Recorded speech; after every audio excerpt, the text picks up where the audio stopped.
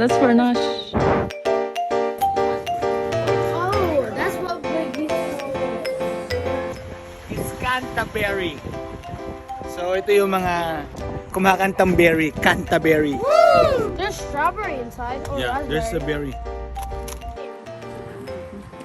Wow. Oh, what the inside? Yung cantaloupe nasa loob. Yung melon. It's beautiful. Yeah, there's a berry inside.